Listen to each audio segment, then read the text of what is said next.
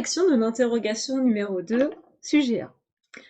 Alors, dans cette première question, on nous définit la fonction par f de x égale 2x plus 5. On remarque qu'on a une fonction affine, ici, de la forme ax plus b. Et on nous demande quel point appartient à la courbe représentative de f. Alors, je te rappelle que pour qu'un point appartienne à la courbe représentative de f, il faut toujours qu'il s'écrive sous la forme d'un nombre, et puis en ordonnée l'image de ce nombre que l'on t'a donné. D'accord? Donc ici, on t'a donné différents points. Eh bien, on va se demander à chaque fois, est-ce qu'on est bien sous la forme mon nombre et l'image de mon nombre 0? Donc ici, on va se demander, est-ce qu'on nous a donné l'image de 0? Si oui, si j'ai bien le point de coordonnées 0, f de 0, il va appartenir à la courbe. Si ça, ce n'est pas égal à f de 0, notre point n'appartiendra pas à la courbe. De la même manière, ici, je vais vérifier si j'ai l'image de 1. D'accord? Je vais vérifier si 7, c'est l'image de 1. Ici, il faut que je vienne vérifier si 5, c'est l'image de 2. Et ici, il faut que je vienne vérifier si 4, c'est l'image de 3. Donc finalement, on va se ramener à calculer des images. Si je calcule l'image de 0 par ma fonction f, ça fait, je remplace les x par 0, 2 fois 0 plus 5, c'est-à-dire 5. Donc, je regarde, ici, on ne m'a pas donné l'image de 0, donc ce point n'appartient pas à la courbe. Je continue. Ici, f de 1, c'est 2 fois 1 plus 5, ça fait 7. Bingo! Ici, on m'a bien donné l'image de 1. Donc, le point de coordonnées 1, f de 1, enfin 1, 7, appartient bien à la courbe. Alors, je sais dans mon QCM qu'une fois que j'ai trouvé la bonne réponse, comme elle est toute seule, je sais que la réponse B est la bonne. On va quand même vérifier les autres. Ici, vérifions l'image de 2. Eh bien, l'image de 2, c'est 2 fois 2 plus 5. 2 fois 2, 4 plus 5, 9. Je me rends compte ici qu'on ne m'a pas donné l'image de 2, donc ça ne marche pas. Et enfin, ici, je vais aller calculer l'image de 3. L'image de 3, ça me fait 2 fois 3 plus 5. 2 fois 3, 6. Et 5, 11. Ici, on ne m'a pas donné l'image de 3, donc mon point n'appartient pas à la courbe. Terminé. C'était la réponse B. Pour la question 2, on nous demandait de résoudre l'équation f de x égale 0. Donc je te rappelle, on va se placer sur l'axe des images, des f de x, et nous, ce qu'on veut, c'est chercher quand est-ce qu'on a des images égales à 2. Donc sur mon axe des f de x, je vais regarder cette valeur. Je vais regarder si j'ai des points de ma courbe qui passent par cette valeur 2. Je me rends compte que j'en ai un là et un là. Eh bien, les solutions de cette équation, ça va être les abscisses de ces points. Donc, on va aller venir lire les solutions ici sur l'axe des abscisses. Moins 1 est une solution et 3 est une solution. D'accord? Alors, si on retravaille à l'envers, pourquoi c'est bien une solution? Parce que si je regarde l'image de moins 1, l'image de moins 1, c'est bien 2. Donc, on a bien que f de moins 1, c'est 2. Et puis, l'image de 3, si je lis, c'est bien 2. Donc, on a bien f de 3 égale 2. Alors attention, en termes de notation, ici on a seulement deux valeurs.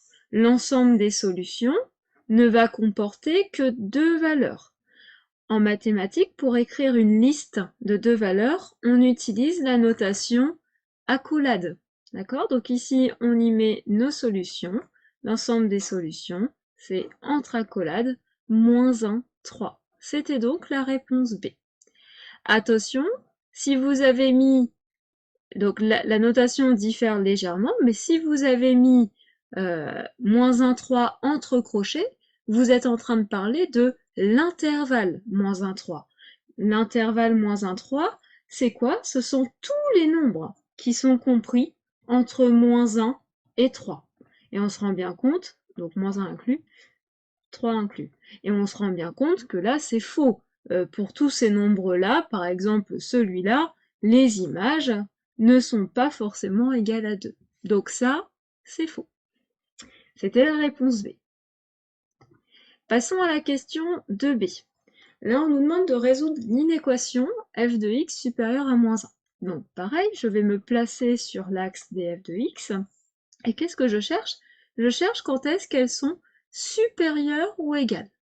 Donc, j'ai moins 1 qui est ici. Et je réfléchis. Les images qui sont supérieures ou égales à moins 1, elles sont où? Est-ce qu'elles sont au-dessus de moins 1 ou en dessous de moins 1? Eh oui, tu l'as compris, elles sont situées au-dessus de moins 1. Donc on va les repasser, tous les morceaux de la courbe qui sont situés au-dessus de moins 1. D'accord? Donc ici. Ici, je m'arrête, je viens prendre aussi mon point, parce que en ce point, l'image est égale à moins 1, et ça m'intéresse également. Je cherche aussi le moment où j'ai l'image égale à moins 1. Donc je continue, je repasse en couleur tous les morceaux de la courbe qui sont situés au-dessus de moins 1. Et puis, j'ai ce point également qui appartient, puisqu'en ce point, l'image vaut moins 1. Il nous reste à lire les solutions sur l'axe des abscisses. Donc, je vais regarder d'où démarre ma courbe. Ma courbe démarre de là. Donc, ça veut dire que pour tous les x qui démarrent de moins 2 jusqu'à... Alors, où est-ce que s'arrête ma courbe? Elle s'arrête là. Elle s'arrête là, c'est-à-dire en x égale 0. Donc, pour tous les x compris entre moins 2, 0, les images sont supérieures à moins 1. Mais il y a aussi ce bout de la courbe. Il commence ici, en 2, et puis il va venir s'arrêter ici, en 5. Donc, pour tous les nombres compris entre 2 et 5, mes images sont bien supérieures à moins 1. L'ensemble des solutions, c'est donc en solution, je vais avoir quoi? Eh bien, je vais avoir tous les nombres qui appartiennent à l'intervalle moins de 0, d'accord? Ou bien, donc ça se traduit par un union en mathématiques, ou bien tous les nombres qui vont appartenir à l'intervalle de 5. Terminé. C'était donc la réponse D. Voilà. Pour la question 3. Alors, elle était un petit peu plus compliquée, celle-ci. On nous dit qu'on a une fonction définie sur l'intervalle moins 5, 10. On sait que cette fonction est croissante sur l'intervalle moins 5, 2 et décroissante sur 2, 10. Laquelle de ces affirmations suivantes est vraie? Alors là, on se rend compte qu'on va avoir plein d'images à comparer. Ce qui peut être intéressant, c'est de traduire l'énoncé sous la forme d'un tableau de variation. On va résumer nos infos dans un tableau de variation. Donc, je vais ici, première ligne, renseigner ce qui se passe pour mes x, et ici, dans ma deuxième ligne, je vais renseigner les variations de ma fonction f. Cette fonction, elle est définie sur l'intervalle moins 5, 10, et on sait que cette fonction, elle est croissante sur l'intervalle moins 5, 2, et décroissante sur 2, 10. Donc en fait, on va avoir une valeur particulière. On nous dit qu'elle est croissante sur moins 5, 2, donc on va le traduire par une flèche qui monte. Et on nous dit qu'elle est décroissante sur l'intervalle de 10, donc on va le traduire par une flèche qui descend. Maintenant, on va venir observer. Alors, est-ce qu'on peut dire que l'image de 5 est égale à l'image de 10? En réalité, on n'en sait rien. L'image de 5 peut très bien être égale à 2, par exemple. L'image de 10 peut être égale à moins 5. On n'a aucune information là-dessus. Donc ça, on ne peut pas répondre. On me demande est-ce que l'image de moins 4 est supérieure à moins 1. Donc là, c'est intéressant. Ce qu'on va faire, c'est on va se dire où est-ce qu'on place ces deux valeurs dans notre ligne des x. Moins 4, on le place ici. 1, on le place ici. Ce qui va me permettre de lire dans ma ligne des images que l'image de moins 4 va être ici, et l'image de 1 va être ici. On voit donc, vous voyez, l'image de moins 4 se situe plus bas que l'image de moins 1. Ça veut dire que l'image de moins 4 est plus petite que l'image de 1. Ok? Donc ça ne correspond pas à ce qu'on a. La réponse B n'est pas correcte. Regardons la réponse C. L'image de 3 est supérieure à l'image de 5, puis la réponse D, c'est l'inverse. Donc finalement, ça va être l'un ou l'autre. On va regarder où on place ces nombres. 3 et 5, on va les placer ici, donc 3 en premier, 5 ensuite. L'image de 3, on va donc l'avoir ici. L'image de 5 va être ici. On se rend compte visuellement que l'image de 3, elle est plus haute que l'image de 5. Donc ça se traduit par le fait que l'image de 3, elle est plus grande, elle est supérieure ou égale à l'image de 5. Donc bilan des courses, c'est la réponse C qui est correcte. Et enfin, pour la dernière question, pour l'exercice 2, on nous donne cette fonction f qui est définie sur l'intervalle -3, 5. Vous voyez, le tracé de la courbe, il n'est représenté que sur cet intervalle -3, 5. On nous demande de dresser le tableau de variation de f. Alors, qui dit variation, dit qu'on va chercher quand est-ce que notre fonction est croissante et quand est-ce qu'elle est décroissante. Donc, première étape, ce qu'on va faire, c'est qu'on va prendre un code couleur. On va repasser en vert, par exemple, tous les morceaux de la courbe, oula, j'ai pris un peu épais, tous les morceaux de la courbe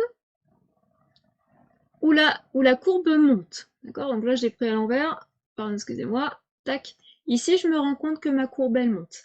Ici aussi, je me rends compte que ma courbe monte. Donc je repasse en vert ces morceaux, puis je vais repasser en rouge les moments où la courbe descend. Ça va traduire le fait que ma fonction est décroissante. Donc elle descend ici, et puis elle descend ici. D'accord? Donc attention, pour monter ou descendre, il faut bien parcourir de la gauche vers la droite. Donc moi, ce que je vous conseille, si vous avez du mal à regarder, à voir si ça monte ou descend, vous partez du point de départ et vous suivez avec votre doigt ce qui se passe. Tant que ça monte, bah, vous coloriez par exemple en vert. Et après, vous voyez, on voit bien que ça descend, puis ça remonte,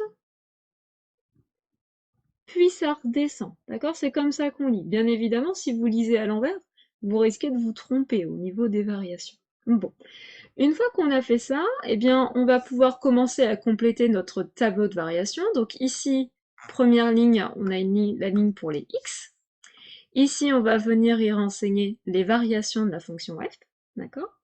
Et donc, dans cette première ligne, on va décrire ce qui se passe pour toutes les valeurs de x. Donc, les valeurs de x, elles se lisent ici, sur notre axe des abscisses. Et on se rend compte que déjà, notre fonction, elle est représentée de -3 à 5. Donc ça, je vais pouvoir déjà le noter dans mon tableau. Ma fonction n'est représentée que de -3 à 5. Et puis, je ne vais pas aller mettre toutes les valeurs que je vois sur cet axe des abscisses. Ce qui va m'intéresser, en fait, c'est de renseigner les moments où ça change de sens de variation. Donc je m'explique. Là, ici, notre fonction était décroissante. Et là, boum, je me rends compte quand x égale -2, je vais avoir changement de sens de variation. Donc cette valeur particulière, on va l'indiquer dans notre tableau de variation. On continue, elle est décroissante. Boum, changement de sens de variation. Donc ce qui va nous intéresser, c'est quand x égale 1, on a un changement de sens de variation. On l'indique. Tac, tac, tac, changement de sens de variation ici. Je regarde, je change de sens de variation pour x égale 4. Une fois que j'ai fait ça, j'ai fait le plus dur. Parce qu'ensuite, il me reste à m'indiquer que, du coup, sur l'intervalle -3, 2, vous voyez, de là à là, pour tous les x compris entre -3 et 2, j'ai ma courbe qui monte. Ça traduit le fait que ma fonction, elle est croissante. Okay. Ensuite, pour tous les nombres compris entre -2 jusqu'à 1, ma courbe descend. Ça traduit le fait que ma fonction est décroissante. Pour tous les nombres compris entre 1 et 4, ma courbe monte, donc ma fonction est croissante. Et enfin, pour tous les nombres compris entre 4 et 5, ma courbe descend, donc ça traduit le fait que ma fonction est décroissante. On a presque terminé. Il nous reste à renseigner dans cette ligne les images. Les images des nombres particuliers qu'on a indiqués dans notre tableau. Donc ici, au bout de la flèche, on va vouloir y mettre l'image de -3. Donc on va venir lire, je vais prendre une autre couleur.